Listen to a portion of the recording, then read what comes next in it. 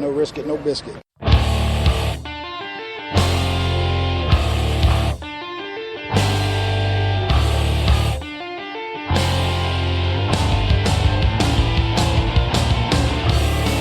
Arizona Cardinals fans, do you see red?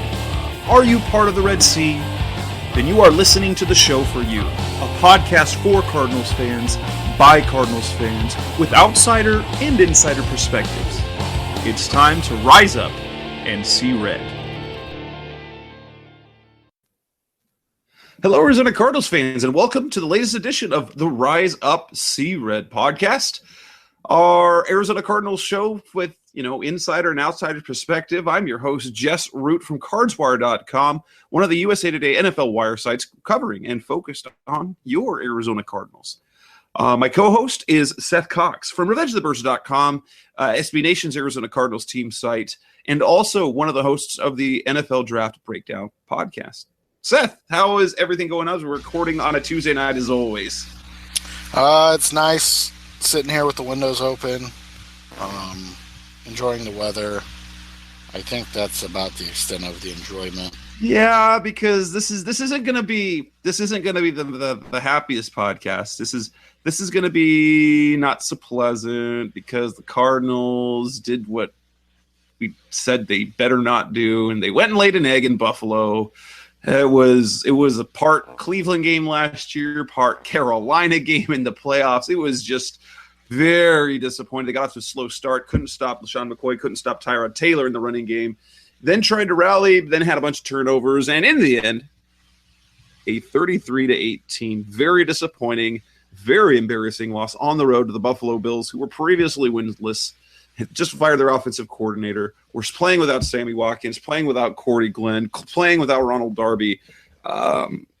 So yes, tonight's show is not going to be this is, if you're a Cardinals ranter, if you like to pick apart, this is one of those shows that you can listen to and feel satisfied. Even I, the eternal optimist, there's not much, there really isn't a whole lot good to say.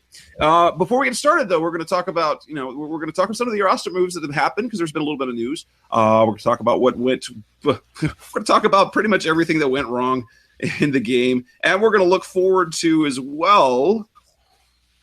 We're going to look ahead to the Los Angeles Rams game as they come to town, as we're going to see the good old Rams, who looked terrible for a couple games and suddenly look good. But we're going to start like that. So here's some recent news as we get started. This show tonight brought to you by FanEssentials.net. If you like collecting gear from your favorite NFL team, FanEssentials.net is the spot to go. They find the information, they find the goods, they find the gear, so you don't have to. It comes right to your door every month. And whether it's for you, it makes a great gift for a fan of any team that you know. And deals start for just $34.99 a month.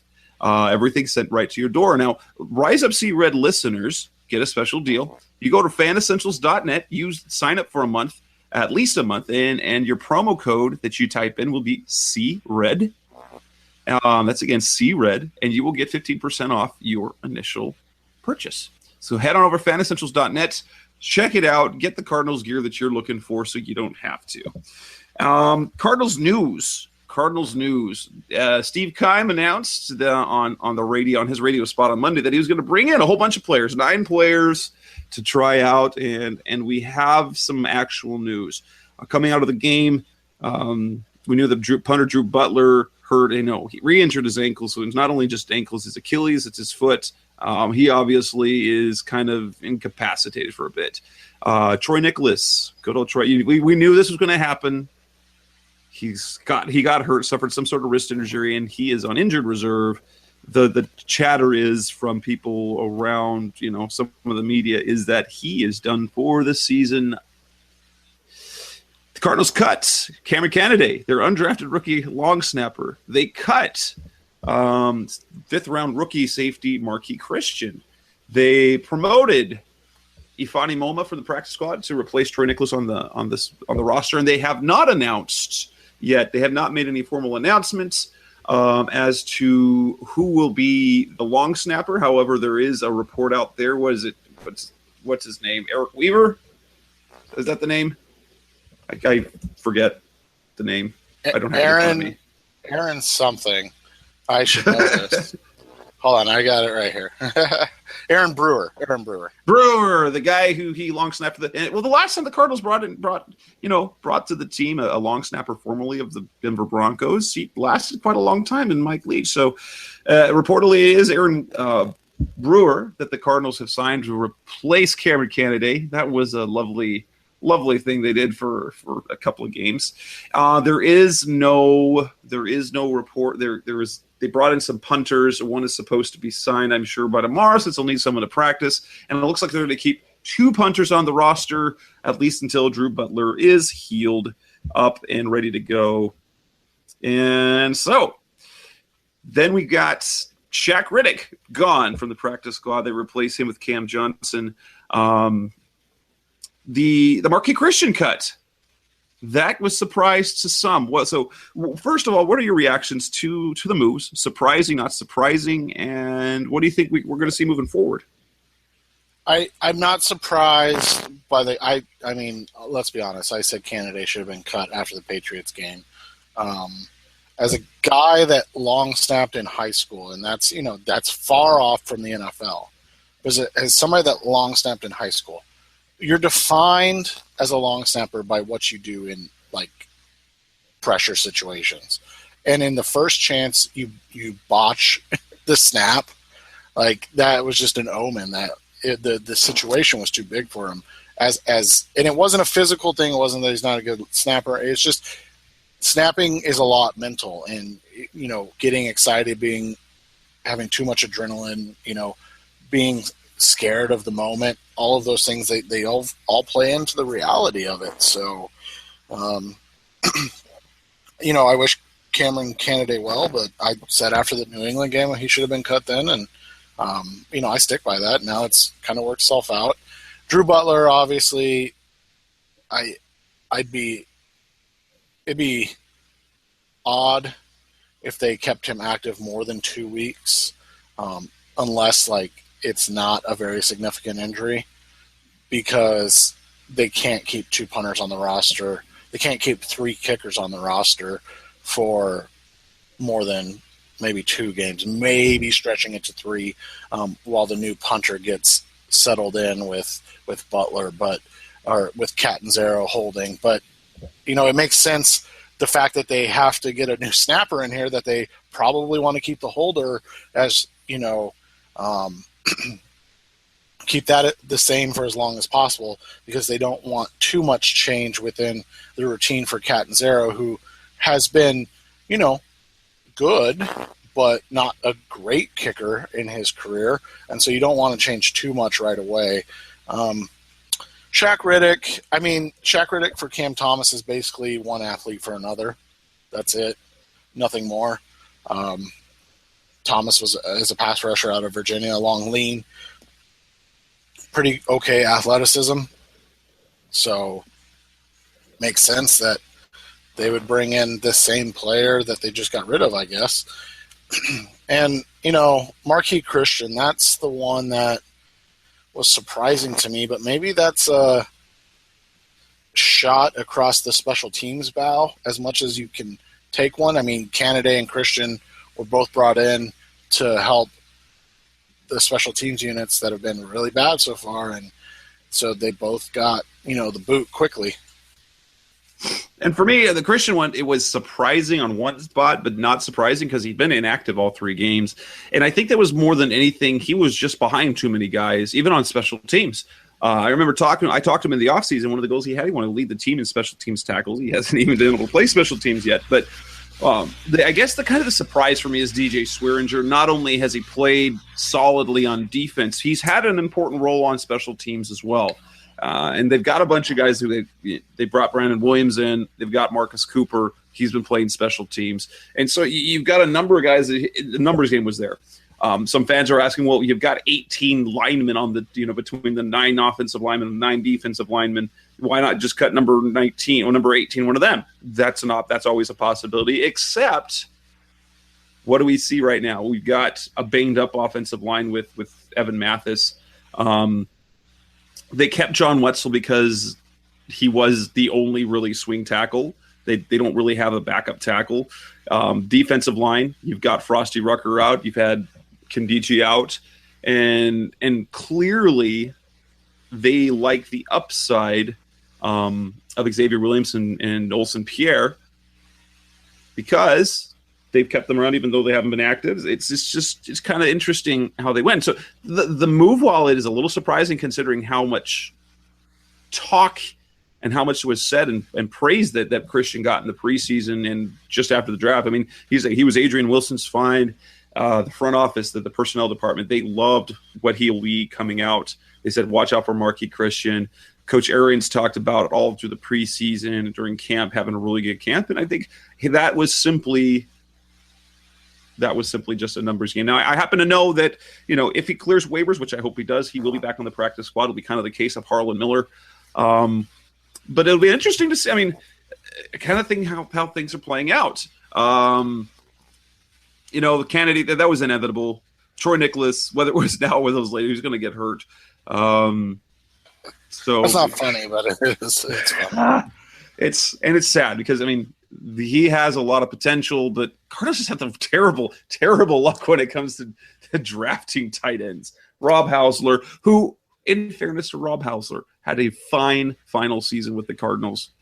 Made some play. He had two. We had one season that was pretty productive, and then his final season really improved in his blocking and made an impact play basically every single game, but not much more than that. But is it that tight end position doesn't do much? And Nicholas was a number 3 tight end. I wonder if they're going to change the rotation at all because they had been doing it. Well, Fells is the one guy on one tight end sets. Gresham and Nicholas on 2 tight end sets. I wonder if we see that same sort of role flipped around, but instead of Fells in the 1 tight end sets, that they go with like a guy like Ifani Moma because of the mismatch ability, and then go with Fells and Gresham in the 2 tight end sets, or if they just stick Moma into the Nicholas role, and hopefully he's improved enough with blocking that he isn't a detriment in those bigger sets, especially when they run the ball. Yeah, I'm interested to see how they now kind of shuffle the offense or the tight end situation. It's always interesting when you go in and you think, wow, this is a strength of a team, and then one injury, and now you go, wow, what's going on with this team? But I guess you can say that about this entire team right now. So maybe that's maybe that's what it's all about, and not necessarily just the one position. But yeah, I'm interested to see what Moma does, how much playing time he gets. Nicholas caught, I think, 1 pass this year. Is that right? Yeah. Yep. That was it. He caught the 1 pass for was it like 1 yard on Sunday?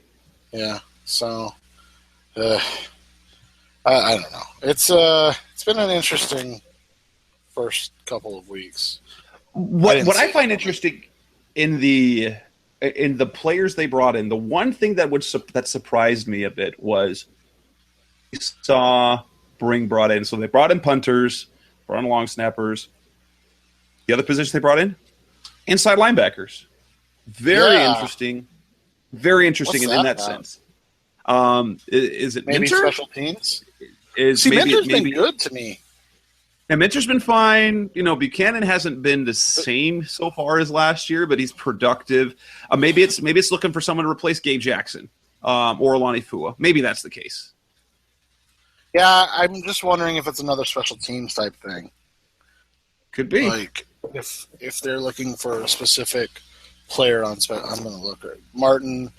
Gabe Martin is who you meant, not Gabe Jackson. Gabe Martin yes. played 17, special team snaps. Alani Fu has played, or that was in 1 game. Sorry, 22. So they are special teams guys. So maybe that's what it is. Maybe they're looking at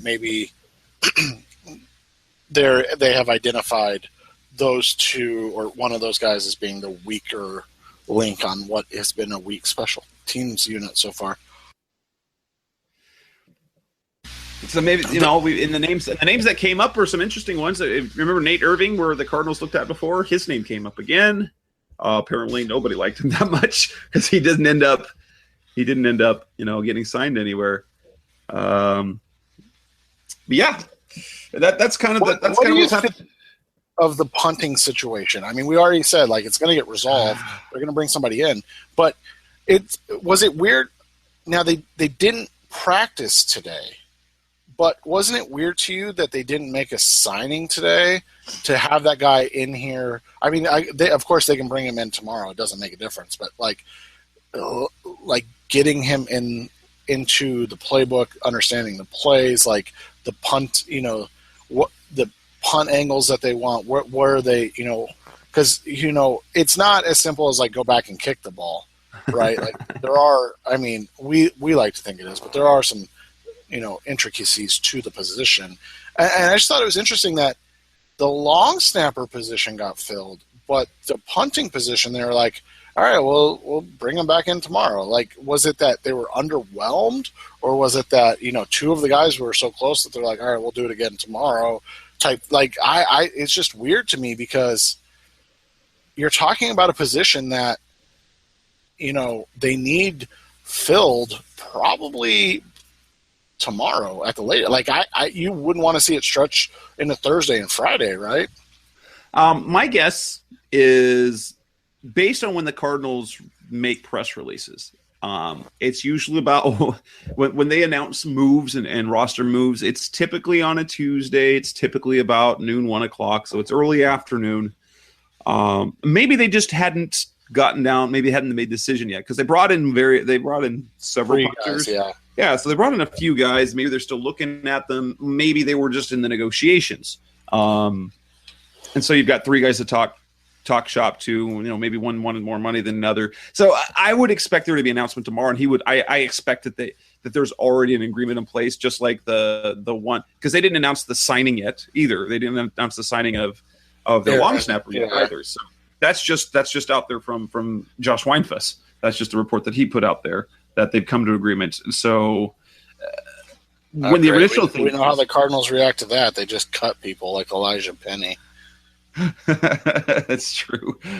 So we have a report out there. It's just that based on what I was hearing from people, it looks like it'll probably be Quigley. But I expect they'll be in practice tomorrow.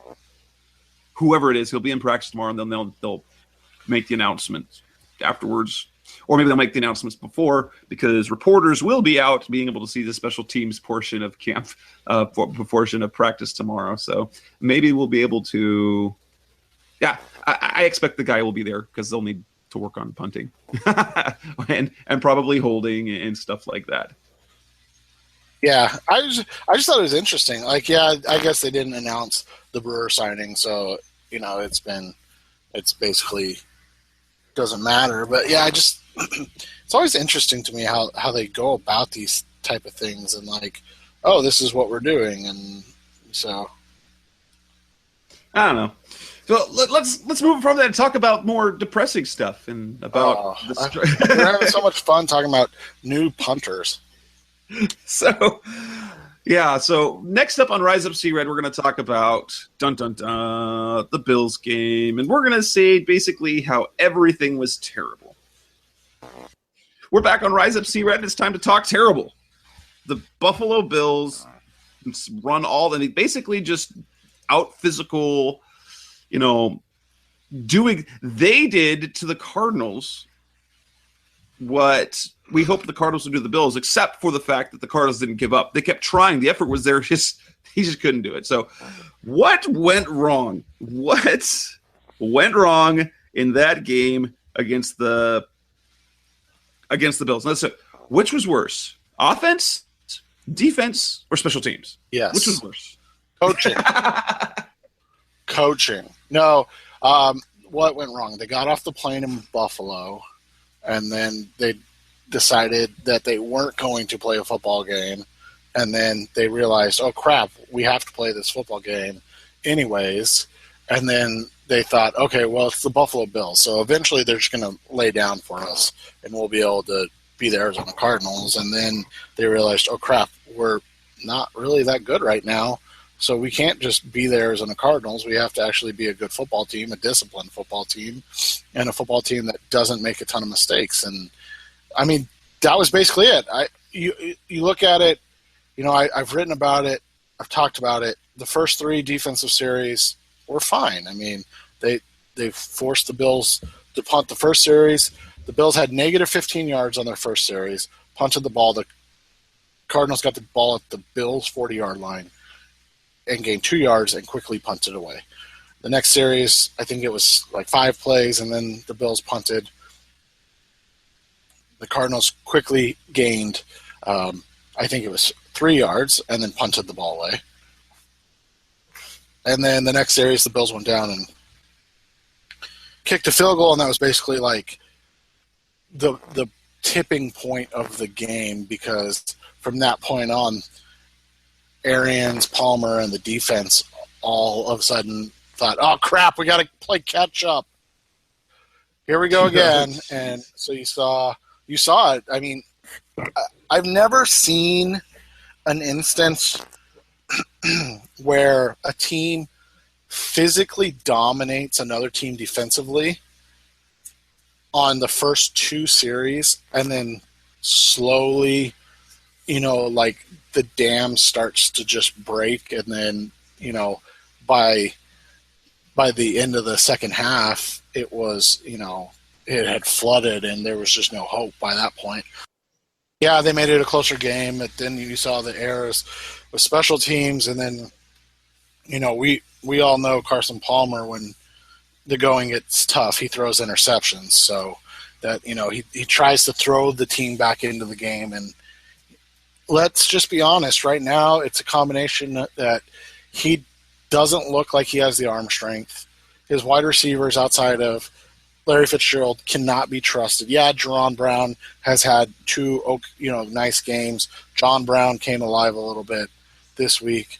But, I mean, outside of Larry Fitzgerald, what wide receiver are you looking at on 3rd and 7 and going, well, I got to get this guy the ball? You're not. You're going, oh, crap, I got to throw it either to Fitz or David Johnson. Like, those are your only 2 offensive options right now. And so, you saw he put 50-50 balls up for Michael Floyd and Jerron Brown.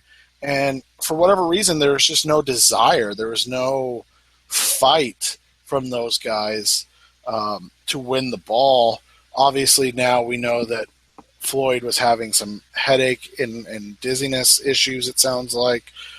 Jerron Brown's he's a nice wide receiver, don't get me wrong. But if you're throwing the ball up to Jerron Brown in a 50-50 situation, honestly, I would probably take him 4th after Fitz, John Brown, Michael Floyd, before I would throw the ball up to Jerron Brown. Again, that's not an insult to Jerron. That's just the reality of how he plays the wide receiver position. He is not a physical guy that, is going to win the ball in those situations. And, it spiraled, right? Like, it just unwound, and I called it the worst performance of the Bruce Arians era. Like, because there were glimmers and glimpses of good. We'll talk about it shortly, but overall, the defense sucked, the offense sucked, and the special teams sucked. So, like, what could you actually say went well in this game from a team perspective? Yeah, and it was the identity of this team. And I was talking to you about this, before the show. This team has really taken on the identity of Carson Palmer's career. When everything is right, they're great. They are not good at adversity unless they'd had success early. It's very weird how mentally this team is.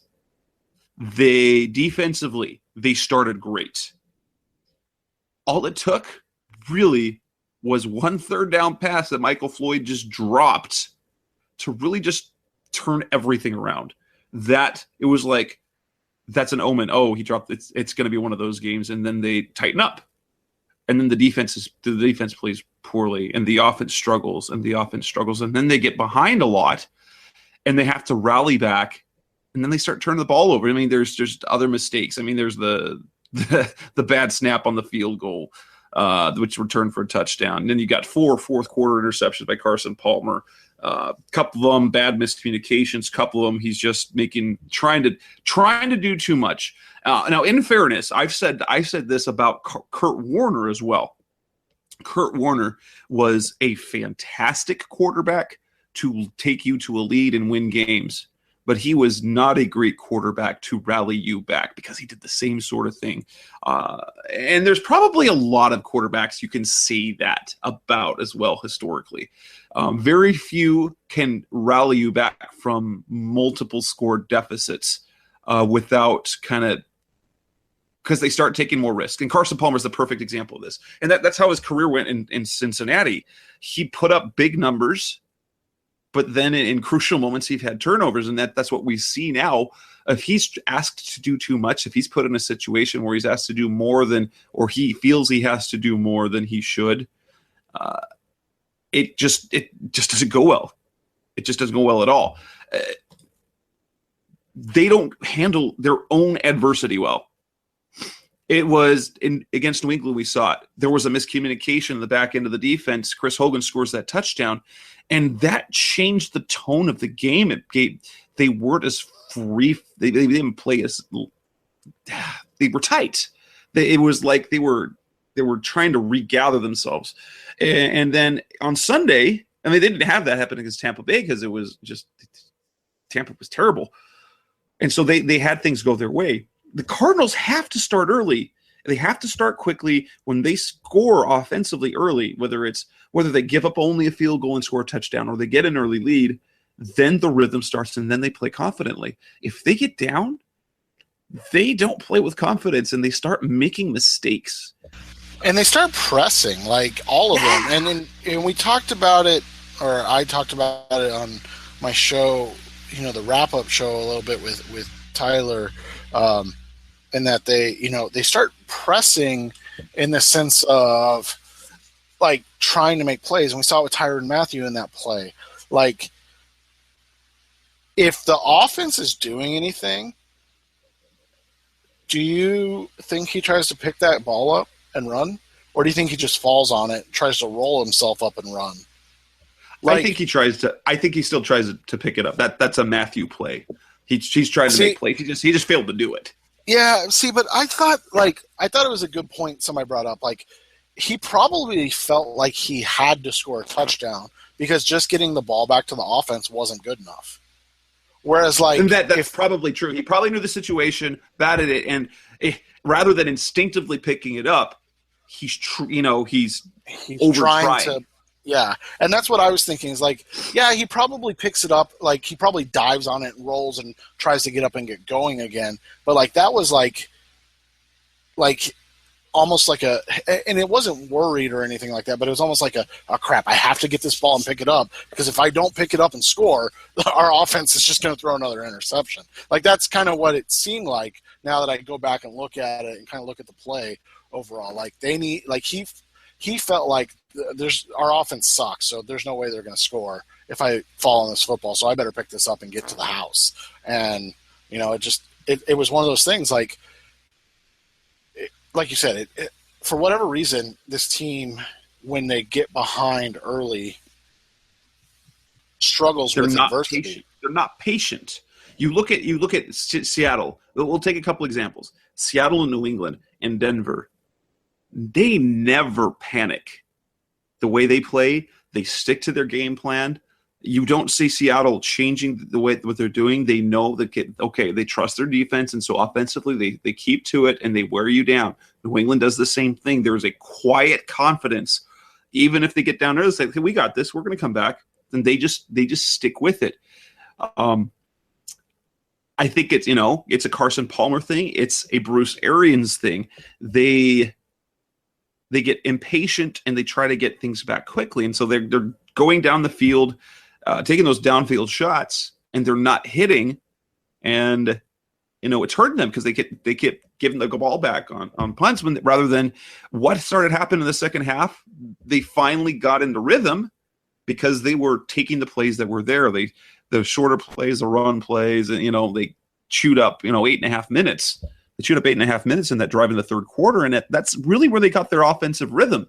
And then after that, it was about risk taking again. It was bad decisions and risk taking. So I think it's a combination of two things. That's Bruce Arians as a play caller. He trusts his offense so much that he can make those chunk plays and turn the game around with the play call. And Carson Palmer does the same thing as well. He sees a play open, or he sees a play that he thinks he can make, or he says, okay, I'm going to trust Floyd down the field to make this play for me. And instead of sticking, okay, let's methodically get back in rhythm. Instead of getting into rhythm methodically, they try to get back into rhythm and confidence with one play. Hey, sports fans, football season's here, and it's time to get in on the action with MyBookie. MyBookie is the industry-leading sports betting website that offers real Vegas odds on football, baseball, and all your favorite sporting events. You can take a side, the total, or even fantasy points props. MyBookie lets you bet online and win big. Did the game already kick off? Don't sweat it. MyBookie has in-game live betting on every major league and event, even esports. There's no better time to join MyBookie than today. Go to MyBookie to open an account and start winning. Use promo code CHAMPION when you register for your account and get a 100% sign-up bonus up to $1,000 on your first deposit. Bet today. Visit MyBookie's website or call 844-866-2387. That's 844-866-2387. Check them out today and use promo code CHAMPION for a 100% bonus. Terms and conditions apply for entertainment purposes only. Void where prohibited.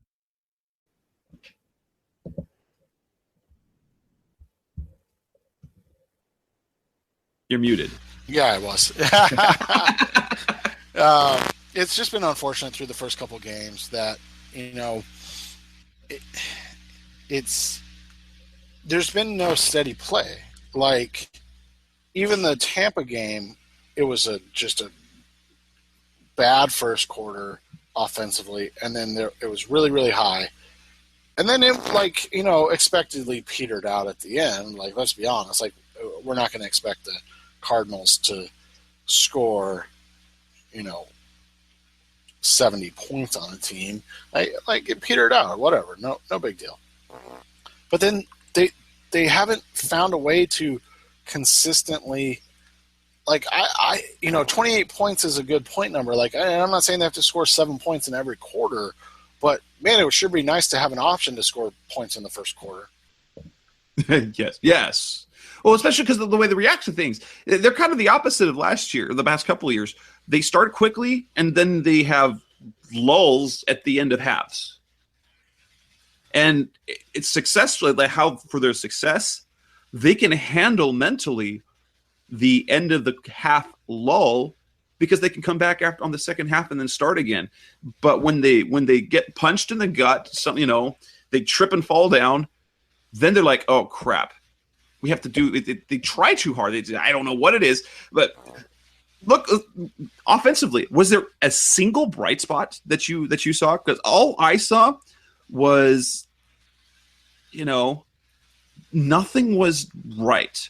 Earl Watford was completely dominated by Kyle Williams, and he dominated everyone he went up against. But it was very noticeable that, again, Kyle Williams and Earl Watford, that there was a definite downgrade from Evan Mathis. David Johnson wasn't great. Fitz, there was a couple of plays he normally would make that didn't. Floyd was bad. John Brown, early wasn't there, and he finally caught some catches in the second half. So I'm a little bit optimistic that we finally get him out of his funk. But really, I didn't see a single positive. There wasn't any bright spot on offense, even though they were able to come back. So they were doing things in the second half. But I think that had more to do with the fact that, Buffalo let them back in the game as opposed to the Cardinals doing something. I think their defensive philosophy changed a little bit, which allowed the Cardinals to move the ball more. And so I didn't see a single bright spot offensively, to be honest. And I was okay with David Johnson and Larry Fitzgerald's performances. I think Mike Iupati continues to be very, very good. Outside of that, it was good to see John Brown make plays. 7 catches, 60 yards. That was a nice performance. 6 for 70, I think it was. Oh, so I had it opposite. Yeah. It was 760 for Fitz, 6 for 70 for Brown. I think that's what it was. It's too close. So, but yeah, I mean, it was just one of those things. Like the entire offense looked shell shocked by what was happening. You know who's been secretly bad and nobody wants to talk about it, but you know me, I'm always open to talk about things. Jared Valdir has not been like good through 3 games. I'm trying to see if Lorenzo Alexander with a sack and a half and lost. What was it? Didn't he lose another sack too? Yeah, where he Lorenzo Alexander. Yeah, I love Zoe is great, but as a pass rusher, come on. If you're giving up 3, he's getting 3 sacks in a ball game against your left tackle, because he lines up against the left tackle. Jerry Hughes is always right tackle side, always. Yeah. So that was Lorenzo Alexander. So you expect Jared Valdir. You expect Jerry Hughes to eat on DJ Humphries, because Jerry Hughes is one of the better pass rushers in the NFL, and then Jared Valdir goes out there and just lays an egg against Lorenzo Alexander. And you look at it, and I don't put a ton of stock into this stuff. But, like, he's ranked 27th in the NFL by Pro Football Focus. I don't think he's been outside of the top 12 his first 2 years in Arizona.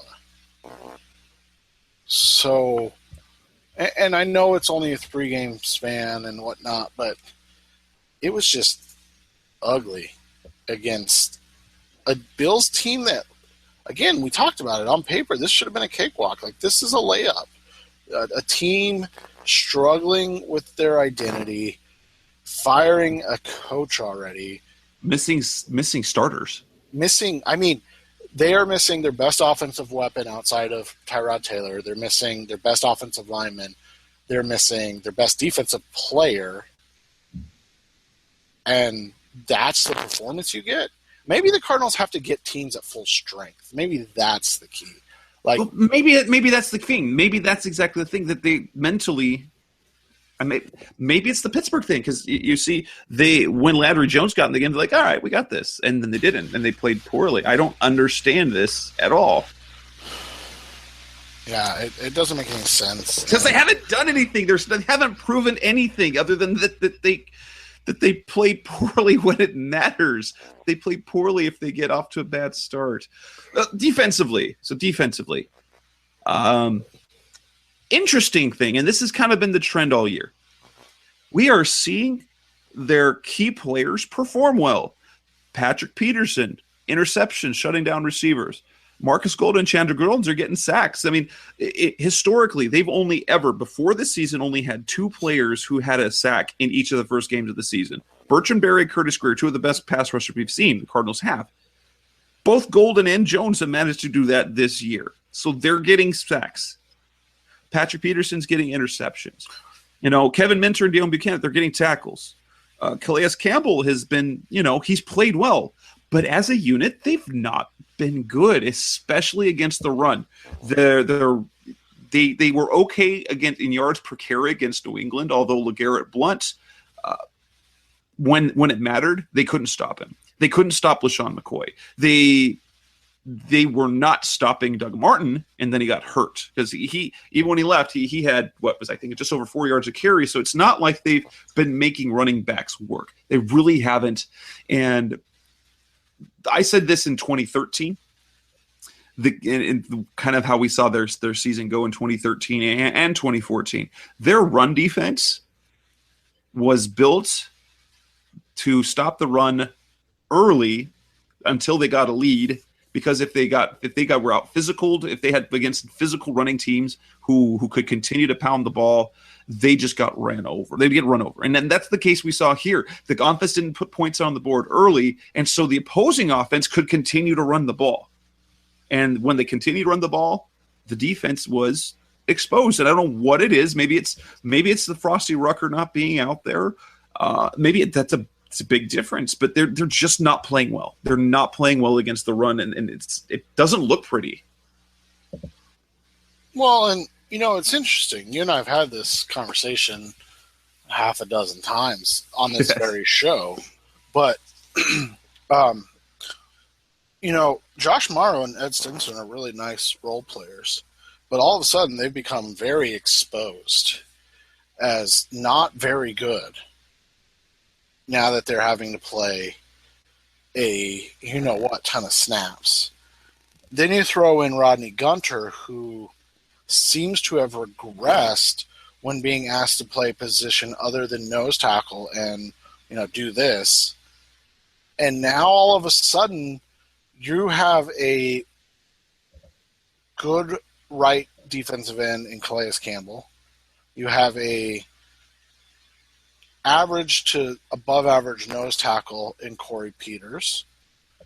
And then you have three guys that are just guys in Ed Stinson, Josh Morrow, and Rodney Gunter.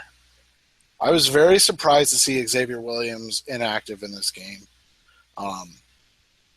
especially since unless he was hurt. And did you hear that he was hurt?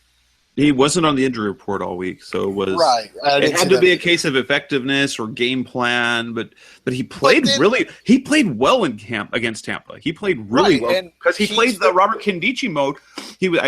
Based on the number of snaps, I think he was playing the role that Kindici had week 1, and he played it well. And so, you look at it and you go, what the hell's going on? I mean, there's nothing else you can say about what the hell is going on. Why are Josh Morrow and Ed Stinson getting significant snaps on this defense? And that's not a shot at them. Like I said, they are very talented role players in the NFL, but they are role players. They are guys that come in for 2 to 3 snaps, 10 times a game. They're not guys that play 15 snaps and then rotate. That's just not their role. They are high energy, high motor guys, and they're not good enough physically. They're much better players than I could ever dream of being, but they're just not good enough physically to win in the NFL consistently, and it's been showing up on game day. They can't stop the run. What has changed on the defense outside of the fact that they have Corey Peters and Ed Stinson or Josh Morrow or Rodney Gunter in? What has changed? I mean, I guess you can say they don't have Rashad Johnson in there. I mean, was he making that big of a difference in the run game? I mean, he's a nice guy, But now you got Tony Jefferson. Tony Jefferson has been playing really well, and he's been making plays. And so the only thing that makes any sense is that your defensive line has taken 2 giant steps back. And I don't think that – It appears mental. And it appears to be mental because we're seeing Calais Campbell physically play well. Yeah. So I'm guessing it must be a mental thing that these guys are they're just not where they're supposed to be. Yeah. Right. They're not playing well. They're not in the right position, and it's showing up every single week, and to the detriment of the team. Yeah, this talented roster of defensive players has not been a good defense. They've not played well together. But like I said, they have people producing. So Patrick Peterson is producing. Marcus Cooper produced. Tony Jefferson is playing extremely well. They're getting sacks off the edge. But as a cohesive unit, they have too many mistakes. So there's just enough mistakes that they're not in the right spot. So they give up plays or they can't get off the field. And it's incredibly frustrating. Again, based on what we saw aside from the first 2-3 series, there weren't any real bright spots to that game. Buffalo really was able to have their way up front, and when they got to the second level, they had the size to be able to neutralize a Deon Buchanan. Yeah, Buchanan is kind of struggled this year, though. We haven't talked about that very much. I mean, we talked about it a little bit last week, but I think – go ahead. I was going to say, and I think that points to the line play, especially where does Buchanan play? He plays behind Frosty Rucker. He plays behind that position.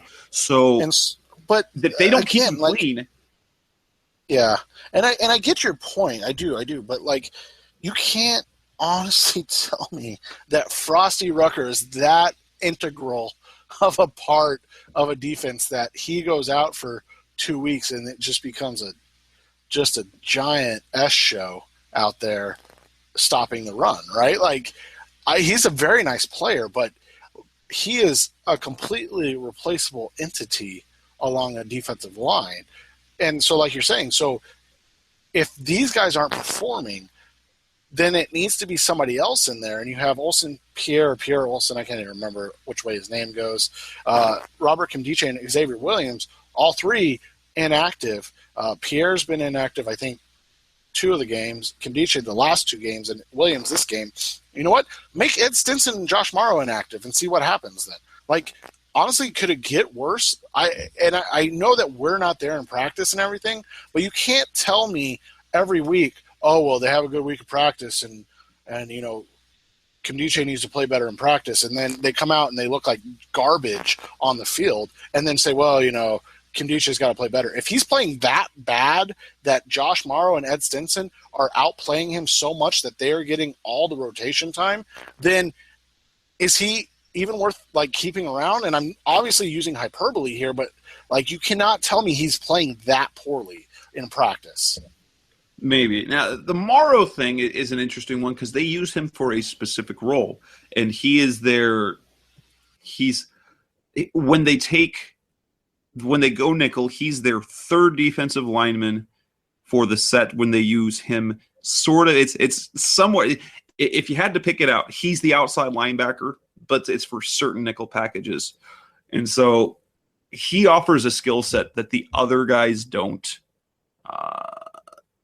Perhaps a little bit better, a little more stout size-wise against the run. I don't know, but he has a specific role that he is, and he's out there for their, you know, when I chart plays, it's when they go 3-3 as opposed to 2-4 up front. Right, and that was the thing, though. That's, you know, kind of what we thought. Now, not obviously outside, but just rushing the passer. That would be kind of what Kimdiche was doing, right? Like, we expected him to be in on those similar downs and usages. And so, I don't know, man. Like, it's frustrating that to see your defense struggling so much against the run, something that they've been so good at in recent years. And you addressed the position to get it younger, more athletic, and then that player's just sitting on the bench every week. So it's just one of those weird situations right now, right? It is, and special teams. I mean, anything positive about that? I mean, Channel Catanzaro hit that 60-yarder, but when you can't trust your long snapper and you have a one-footed holder out there, that made for the worst possible combination. Bad snap and one-footed holder who couldn't couldn't get high enough to pull the snap down to correct it, and then couldn't go after the ball. And I probably was on that play that he further injured his foot, and it caused the issue with his Achilles as opposed to just the ankle problem he was having. You know, Andre Ellington is garbage in the return game. Yeah, he's unwatchable. Every time he takes a knee in the end zone, I consider it a win. And Kent Summers had a tweet that kind of echoed that. He said, I don't know why any team kicks it out of the end zone against the Cardinals, because force him to return a punt or a kick. I would kick terrible. Everything to one between the 5 and the 1, and like you said, make him make returns, like make him go out and make a play, because I don't know if he can do it. You know, now we're going to see. The interesting thing is, you know, how are they going to approach the punter situation? It seems that Drew Butler he's Teflon, because, you know, as unproductive statistically as he's been since he's been here, there's absolutely been zero talk of replacing him. So clearly Amos Jones likes what he sees. And when in his one healthy game against Tampa Bay, he kicked the ball really well. But do they treat this like they did with Zassadil? Zassadil was kept on the roster a couple of weeks when he had the groin issue. He was the holder. Then he punted. Then he re-aggravated. Then they put him on injured reserve, and then Butler took over.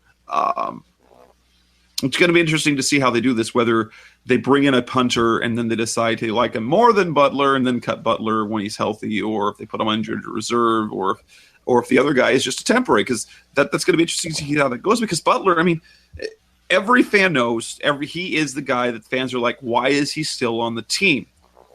Clearly there's something about the coaching stats that something about it the coaches like.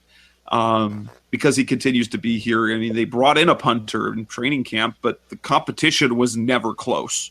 They brought in the kid Garrett Swanson, and there was really no competition. They were just bringing in another punter just to punt. Yeah, just so he didn't get hurt, and then he got hurt. So. And then he got hurt. Well, what does it say about Garrett Swanson? Because he's not on an active roster, right? I don't think he is.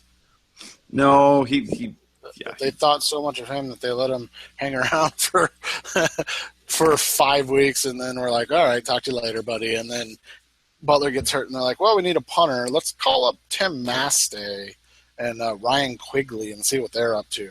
What about that Garrett Swanson kid? Nah, he sucked. Like, we'll go with.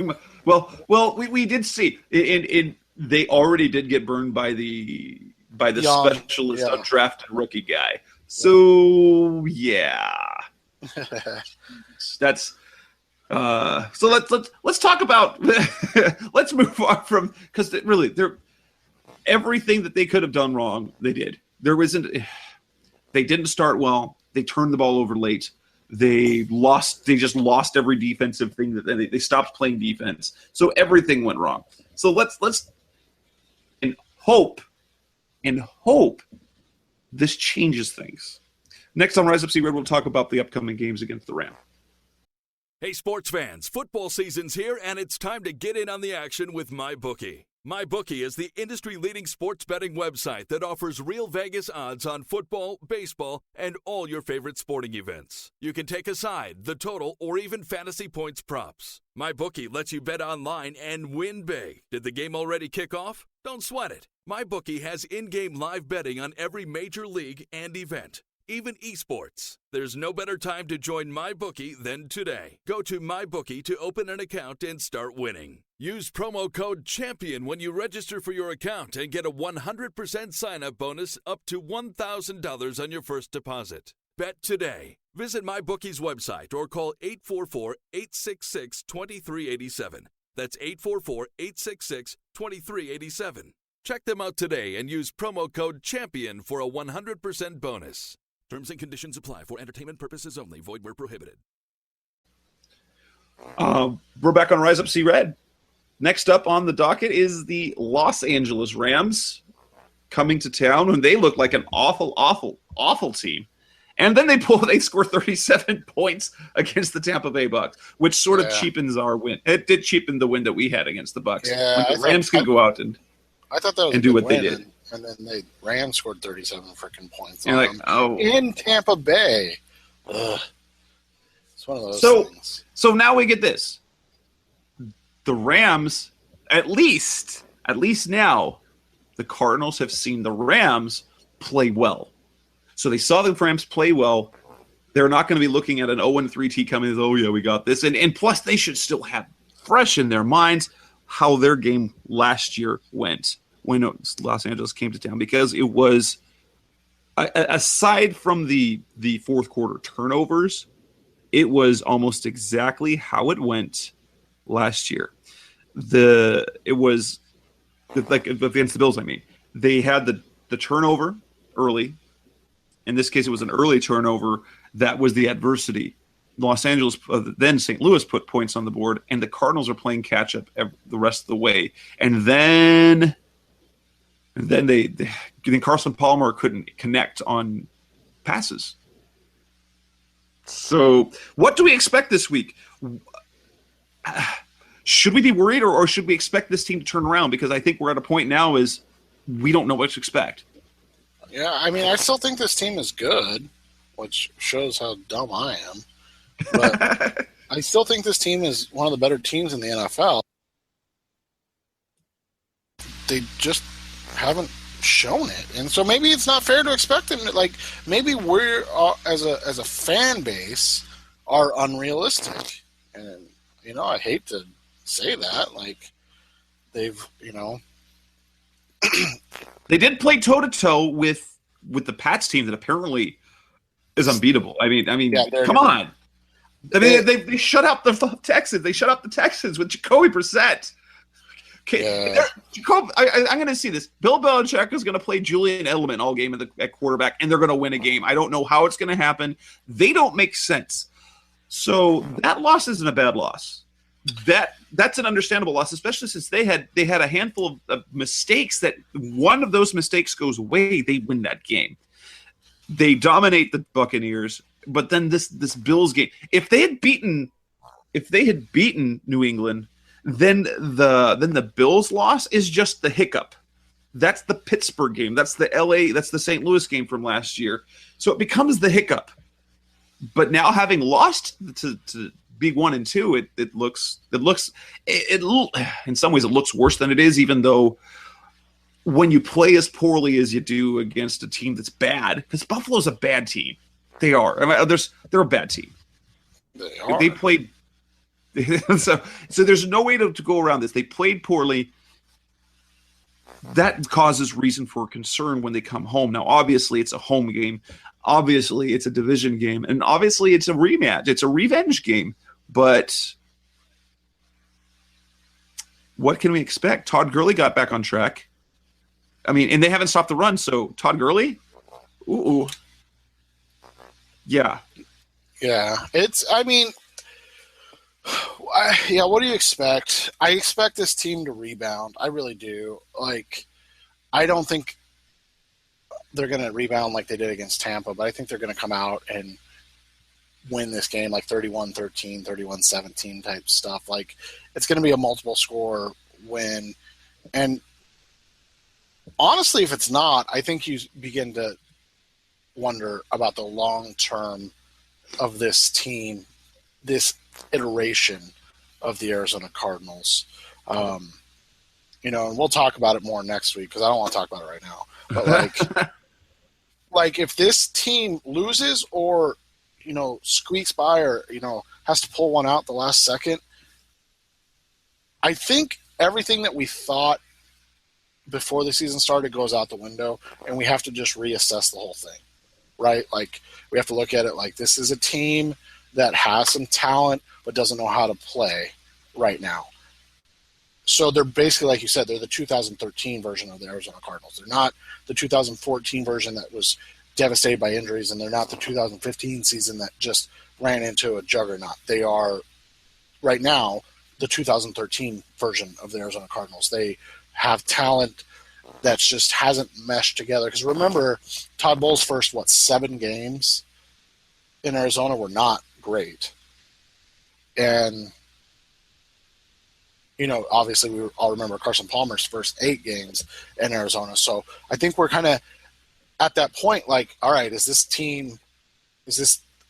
the Arizona Cardinals we all expected to take the next step and be in the Super Bowl?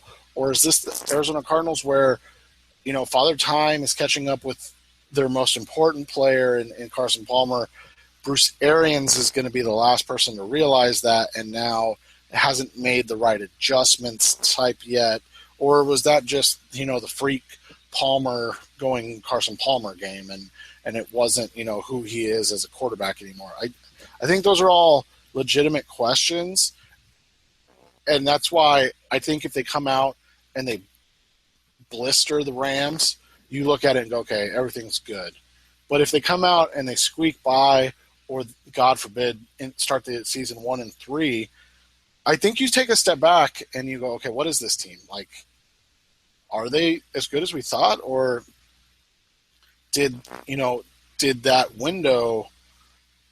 Yeah, I don't want to talk about it. And Case Keenum isn't even Tyrod Taylor. Now, Tyrod Taylor is a good quarterback. He's a nice quarterback that is tricky to defend. But Case Keenum. Hey, at least it's not Nick Foles, because Nick Foles is a really, really bad matchup for the Cardinals. So at least there's that. There is a silver lining here. They're not playing Nick Foles. So there's that. But they are going to struggle. I mean, they've got Todd Gurley. That's a matchup that worries me a little bit.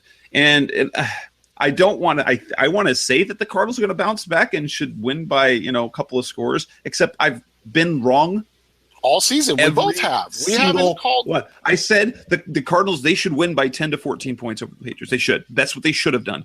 Then, based on what we saw, I said, we both thought it was going to be. We both thought the defense was going to be more of a problem. Yeah. And then last week, I thought, they should score early and roll. I clearly don't know anything about the Cardinals. Sorry, I probably shouldn't have said that on the air. Yeah, pretend I know something about the Cardinals. I write, and I think I do, but no, we just don't know anything. Nobody knows anything about this team. We all you cannot find one single person that understands what's going on.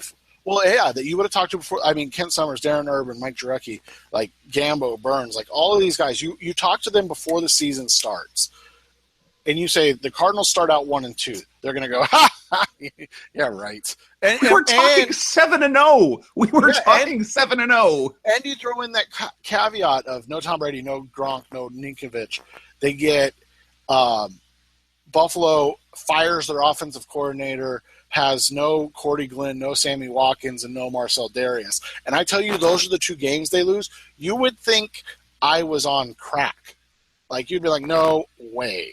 And they were just not just outplayed, they were out disciplined, they were out physical. Anything that you can throw, any adjective that you can throw in there, nobody saw that coming because everybody assumed that the offense that stayed together was just going to continue to roll, and everybody assumed that the defensive moves that they made were just going to make this team better. And it has been the complete opposite. The offense sucks. They can't get anything going consistently. And the defense couldn't stop you or I at running back right now for whatever reason. And all of a sudden, we were legitimately having a conversation 3 weeks ago about whether or not the Arizona Cardinals would end up in the top 5 offensively and defensively. Now I wonder if they'll end up in the top 15 of both categories. This is a very, very strange year so far. And you look at the league. You got a 3-0 Philadelphia Eagles team. What? Come on. No. Carson Wentz is going to be good. He's not going to be that good early. You've got Minnesota Vikings, no Teddy Bridgewater, no Matt Khalil, no Adrian Peterson. They're 3-0. The Baltimore Ravens are 3-0. The Philadelphia Eagles completely just destroyed the Pittsburgh Steelers, who look unstoppable before last week. This league doesn't make any sense at all. It doesn't. No, it doesn't. That's what we say every week. Football's dumb. Football is dumb, and I don't know why we watch it. It doesn't make any sense. So what I see, if you look at the defense, the Rams defense has looked great in one game and not good in 2 other games.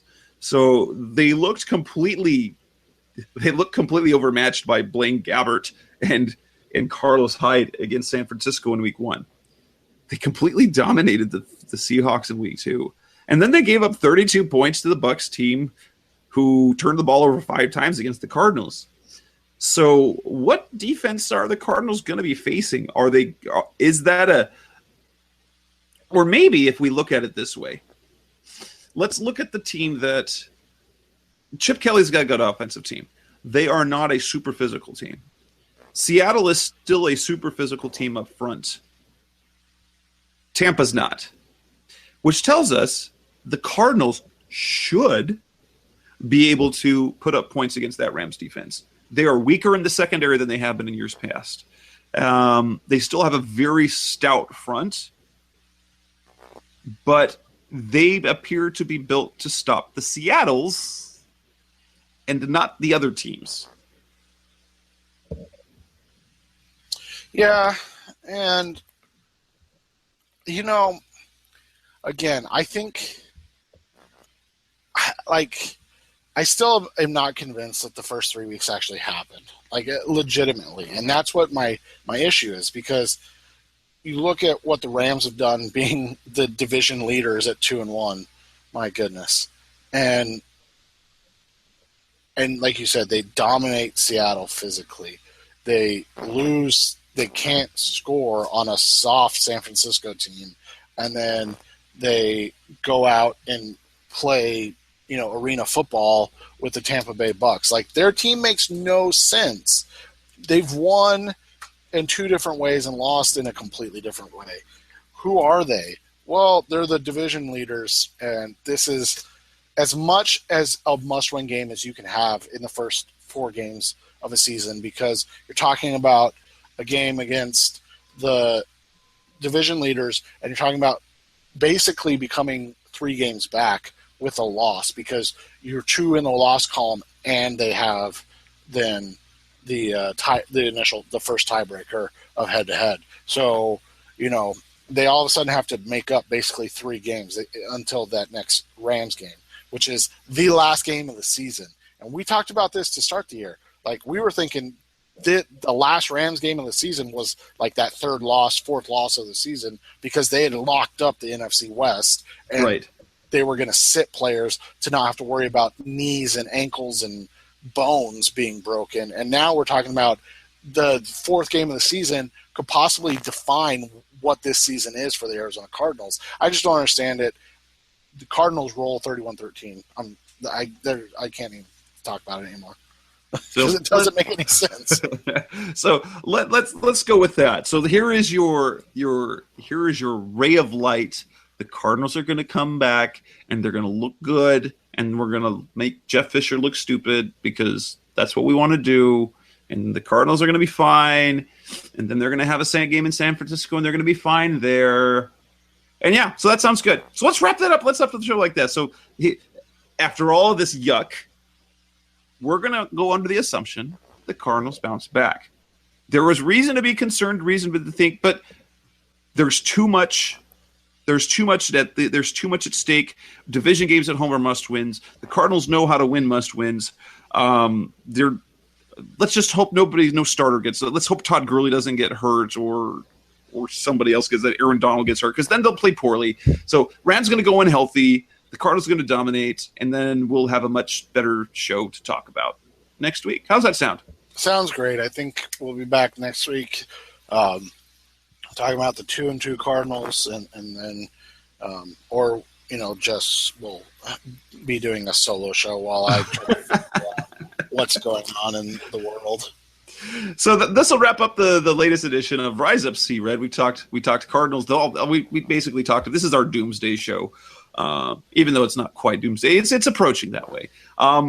That's Seth Cox from RevengeOfTheBirds.com, Jess Root from CardsWire.com. You can find our show if you're listening. Obviously, you know how to find our show because you're listening. But we are on iTunes. Subscribe on iTunes. We're on Stitcher Radio. We're on Facebook, Rise Up Sea Red. We're on Twitter at Rise Up Sea Red. You can find us at RevengeOfTheBirds.com, CardsWire.com, on Blog Talk Radio, and also on Sports360AZ.com.